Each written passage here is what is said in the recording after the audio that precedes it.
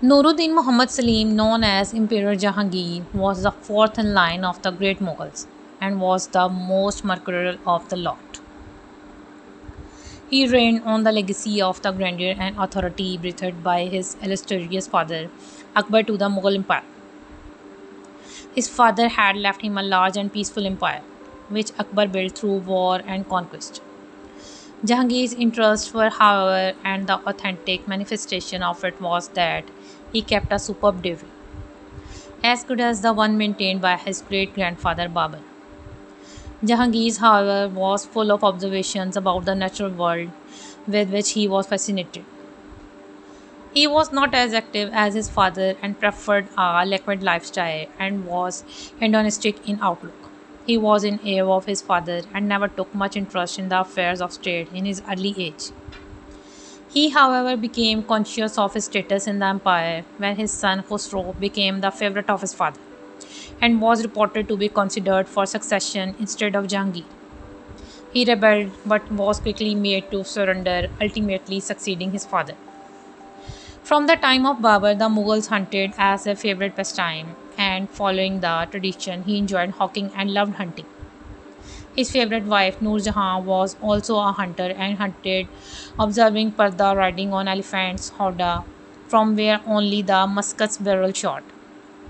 Jahangir records her as once killing two tigers with two shots.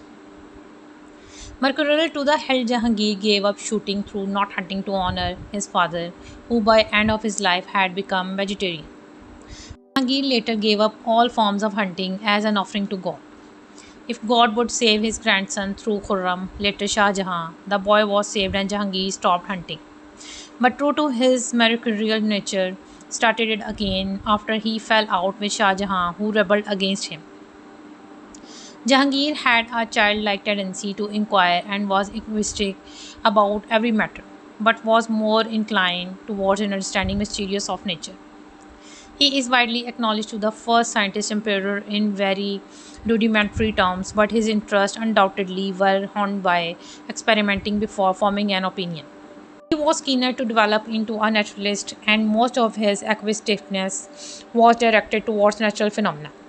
He could rightly be termed as the first and probably the only emperor with a child-like enthusiasm to discover something new, and his enthusiasm led him to keenly observe nature and animals.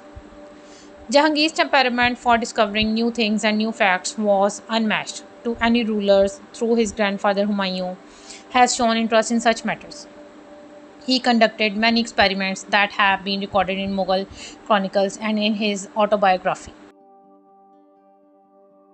Observing by the record, Jahangir comes out to be a person who could not be easily convinced to do anything because he demanded proof for everything instead of believing. He would often challenge or question claims of holy men, and it would be tough for them to prove their claims. He once challenged Christian Jesuits that he will convert to Christianity if they throw the cross in fire and it does not burn, as they claimed. His skepticism was, however, tempered by an inherent contradiction whereby he loved his pet animals very much and would get upset and mourn for days if he lost them, and also build them thumbs such as Hiran Minar in Shekhupura. His pet lions and tigers he fed with his own hands sometimes, but he also was a prolific hunter. He was a naturalist who observed nature and animals and gave details of flora and fauna around him with great interest. His observations pertain to numerous things and are quite entertaining in their detail. Jahangir correctly observed that an elephant's gestation period was 18 months, and it was confirmed later in the 20th century. Once a deer was thrown into his tiger's cage for meal and they became friends. The deer would sleep keeping its head on tiger's chest, and the tiger licked it like a parent and showered attention. The emperor was informed about it and was awestruck and decided to conduct an experiment on animal psychology. He removed that deer from the cage and brought a similar deer and put it in its place. The tiger immediately killed and ate it. Then a sheep was put inside it and it met the same fate. When the original deer was put in back, the tiger treated it with the usual love and affection, licking its face and allowing it to sleep by placing its head on its chest, making the emperor to observe that love is a natural faculty that may be provoked in highly unlikely situations. Jahangir did crossbreeding of animals and once crossbred Markhor goats with Barbary goats and lion with a tiger and proudly showed the offshoots of his experiments.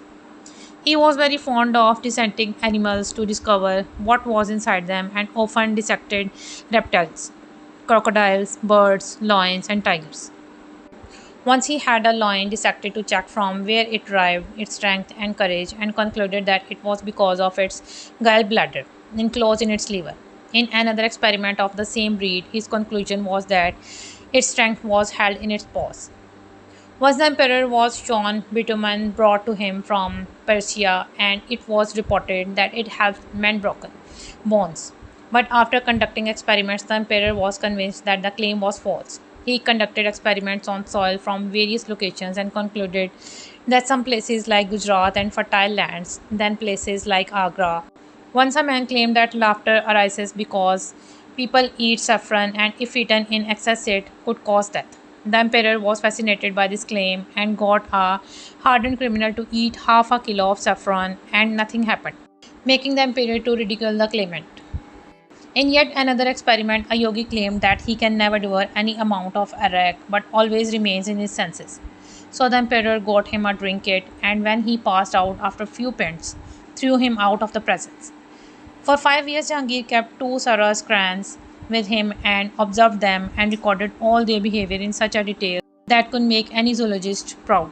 He recorded his experiments in his superbly kept diary known as Tuske Jahangir. That is a valuable emulation of his world's great grandfather's mementos autobiography.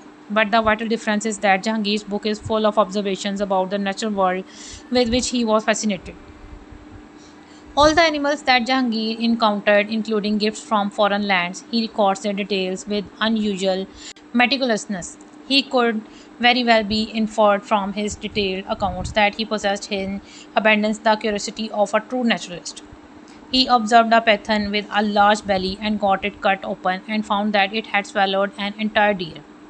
He tried to force the animal again down the python's mouth without success and then had the corners of the snake's mouth slit open. But still, the deer's carcass does not fit.